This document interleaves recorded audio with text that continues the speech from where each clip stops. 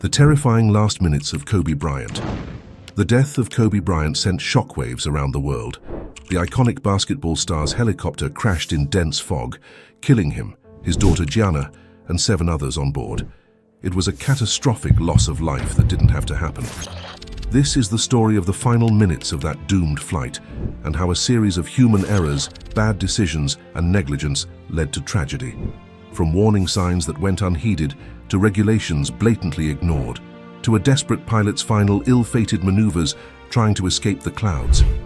We'll examine every preventable mistake that converged with devastating consequences. The company behind the flight. To truly understand the series of events that led to this catastrophic helicopter crash, we need to take a closer look at the company behind the ill-fated flight, Island Express Helicopters. On the surface, this appeared to be a relatively small aviation outfit, operating just 6 helicopters with an equal number of pilots in their employ. However, their services were certainly in high demand, especially among LA's rich and famous.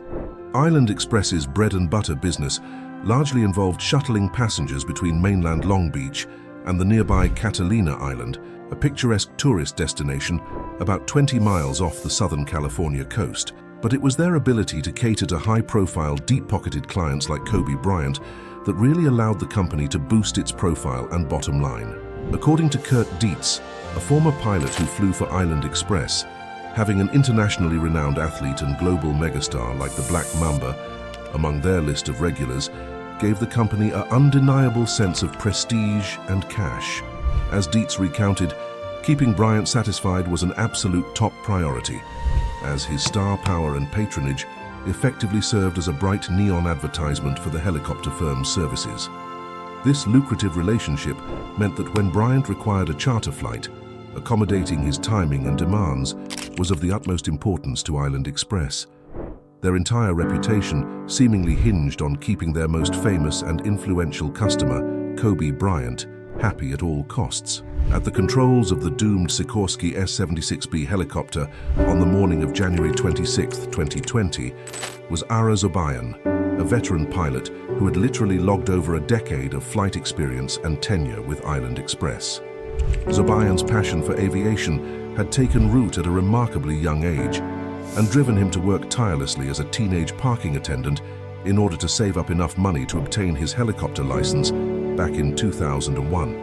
In the subsequent years, the Lebanese-born Zobayan's skills took him from those humble beginnings as a ground crew worker to the rarefied air of piloting for one of LA's premier charter helicopter companies. By 2011, he had become a full-fledged member of the Island Express team, whisking some of the brightest lights in entertainment, sports, and pop culture, like Jenner and Kawhi Leonard, from destination to destination. Zobayan's extensive first-hand knowledge of navigating the notoriously complex and crowded airspace over the Los Angeles metropolitan area was virtually unparalleled. His familiarity with the region's geography, aviation rules, and potential hazards made him an extremely valued asset for Island Express. Despite clearly being one of the company's most skilled and accomplished pilots, tasked with transporting their most prestigious client, Kobe Bryant, to his intended destination, a chain of events was about to unfold that even Ara Zobayan's expertise couldn't prevent from spiraling into tragedy. That fateful morning of January 26, 2020, began on an ominous note for pilot Ara Zobayan as he arrived at John Wayne International Airport in Orange County. As he fired up the flight planning app on his device, the news was decidedly grim. A thick blanket of clouds and haze blanketed the entire region, rendering the air essentially unsuitable for safe helicopter flying conditions. This represented a massive problem, as Island Express Helicopter's operating license strictly limited them to only conducting flights under Visual Flight Rules, VFR. In simple terms, this meant Zobayan had to maintain clear, consistent visual contact with the ground at all times during the journey. There was zero room for periods of low visibility or obscured lines of sight. It was a firm, no-exceptions policy. With his scheduled 9 a.m. departure to Camarillo Airport rapidly approaching, Zobayan was forced to think quickly on his feet. The originally planned direct route tracking northwest over the coast was now unfeasible, so he instead proposed an alternate flight plan that would take them inland on a longer path arcing to the east of downtown Los Angeles in order to theoretically avoid the worst of the soupy cloud cover. The flight had to be assured by an analysis tool to evaluate the viability and potential dangers of this revised inland route. The tool's checklist had 69 items, with a score below the 45-point threshold that would have required mandatory additional scrutiny and sign-off from management before departing. With Kobe Bryant and his entourage running fashionably late as usual, Zobayan made the call to skip the analysis, gambling that they could successfully navigate the inland detour and circumvent the riskiest pockets of low visibility. However, this fateful decision to take off in the first place, despite the foreboding weather conditions, would ultimately pave the way for catastrophe. At around 9 a.m. that morning, Kobe Bryant, his 13-year-old daughter Gianna, and the rest of their travel party preparing to depart for a scheduled basketball tournament at the Mamba Sports Academy facility in nearby Thousand Oaks. In addition to the father-daughter duo, the other passengers boarding the chopper that morning included two of Gianna's young teammates from the Mamba squad Bryant had personally assembled, Alyssa Altobelli and Peyton Chester. They were accompanied by Alyssa's parents, John and Kerry Altobelli, Peyton's mom, Sarah Chester, and the team's assistant coach, Christina Mauser. Dressed in matching black Nike warm-up suits emblazoned with the Mamba Sports Academy logo, this group of 9 had the aura of teammates setting off on a bonding road trip. As they crossed the tarmac to board the helicopter, giddy with the thrill of having Kobe as their mentor and guide, they remained completely unaware that this still morning departure was barreling towards a horrific nightmare ending. Takeoff and initial journey. At precisely 9:06 a.m., the helicopter tilted its fuselage forward and lifted off from the tarmac at John Wayne International.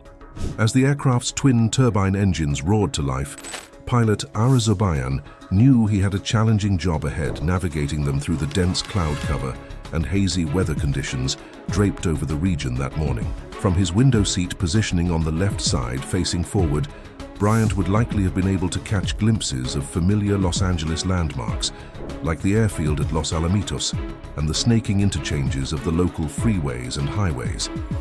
However, the low-hanging pall of grey clouds largely obscured these potential visual reference points that clear morning. But Zobayan remained utterly unfazed and focused as he deftly piloted the Sikorsky helicopter north, relying on his vast, mentally mapped knowledge of the region's geography to deftly track their position and progress. His experienced eye absorbed every blurred view of neighborhood parks, industrial rail yards, and other ground details zipping by below, using them to reorient and update his flight calculations. An unexpected obstacle.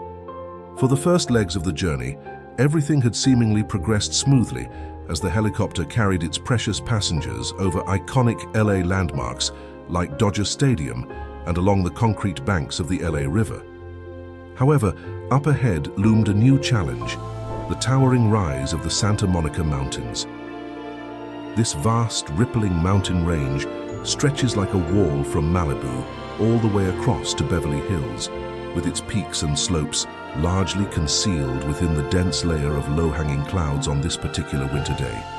In order to clear the mountainous area, Zobayan would need to navigate the Sikorsky through a relatively narrow 4-mile gap near the Los Angeles Zoo's premises.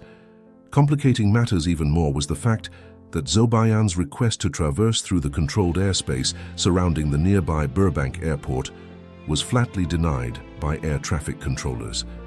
The reasons cited were the utterly poor visibility caused by the obscuring clouds, as well as an incoming commercial jet preparing to land that took priority over the helicopter's path.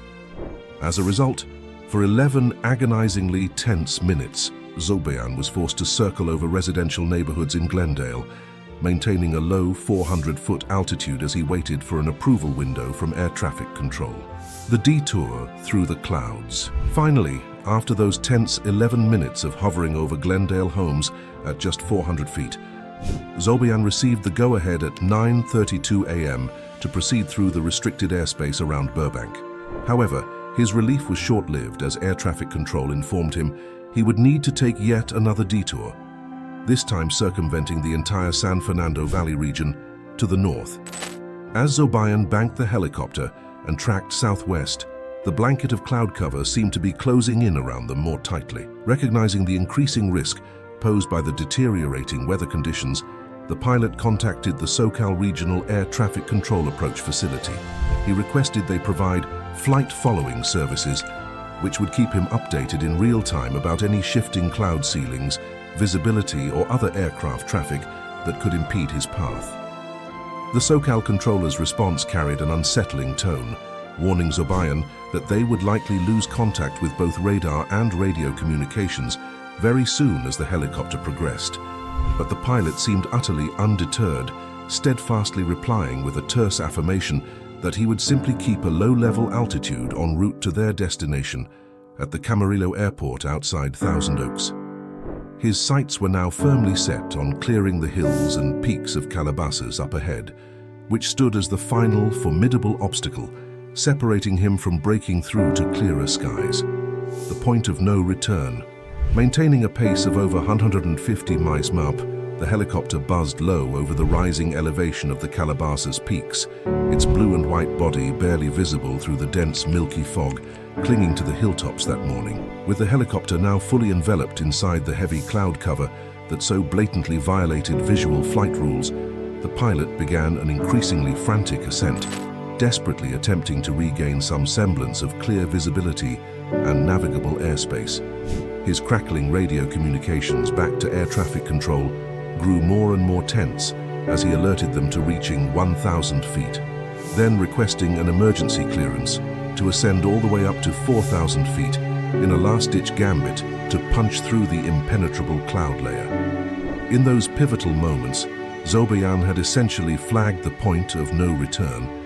The helicopter was now in total instrument, meteorological conditions, flying blind and reliant solely on the aircraft's instrumentation with no geographic visual references, a situation he had been explicitly banned from entering as a non-instrument rated pilot. Yet by becoming enveloped in those opaque clouds over Calabasas, the dire circumstances had already caught up to him. Final moments. By the time Zobayan's desperate radio communications with air traffic control fell silent at around 9:45 a.m., the harsh writing was plastered on the wall. Something had gone terribly, terribly wrong in those final fateful moments over the hills of Calabasas.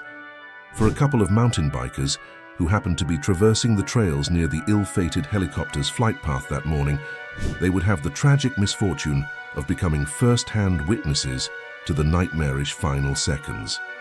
As the thumping of rotor blades penetrated the heavy fog draping the hilltops, the bikers looked up to catch a chilling glimpse, the blue and white body of a helicopter flashing briefly through the dense cloud cover. Then, with absolutely no warning whatsoever, the thunderous, earth-shattering impact detonated through the muffled silence. In the blink of an eye, the helicopter had plowed straight into the hillside. The tail and main rotor system utterly disintegrated into shrapnel in that first explosive moment of impact. The remaining fuselage, containing the 9 fatally trapped souls inside, violently tumbled out of control for another 100 or so meters down the hillside, bits and pieces shearing off.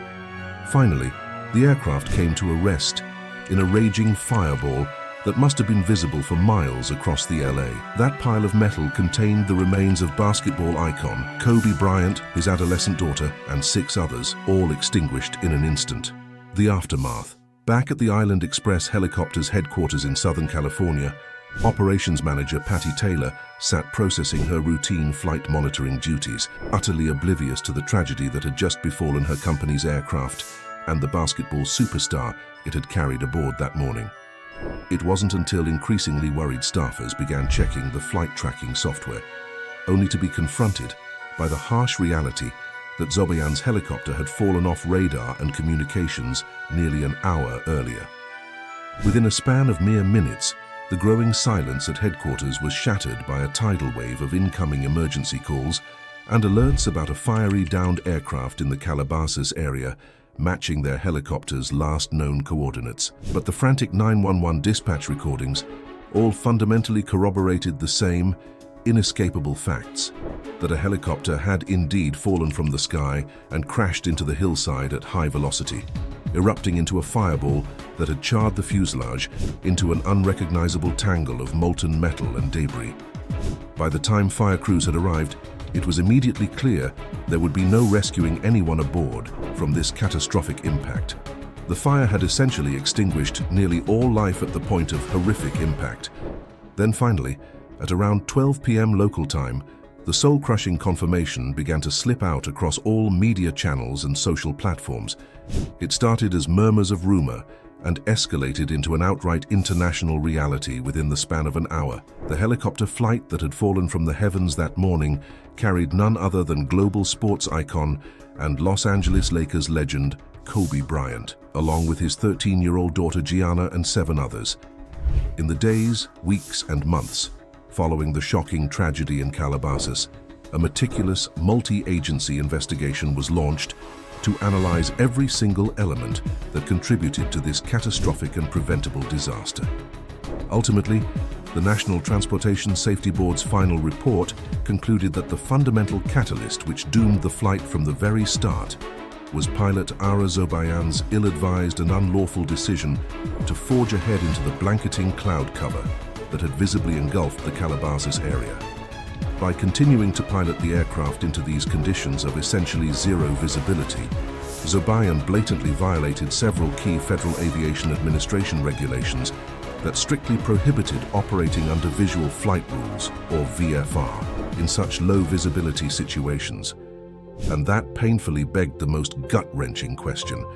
With one overconfident, yet purportedly avoidable string of decisions, a brilliant icon's brilliant future, along with 8 other vibrant lives, were suddenly extinguished forever, leaving an entire world to wrestle with the anguish of such a senseless loss. Those are just my thoughts, but what's your take? Did this detailed examination of the crash change how you perceived the circumstances at all? Let me know your perspective in the comments section below. While you're down there, smash that like button if you appreciated this in-depth video essay and ring that notification bell so you'll always know when I've got fresh new content going live.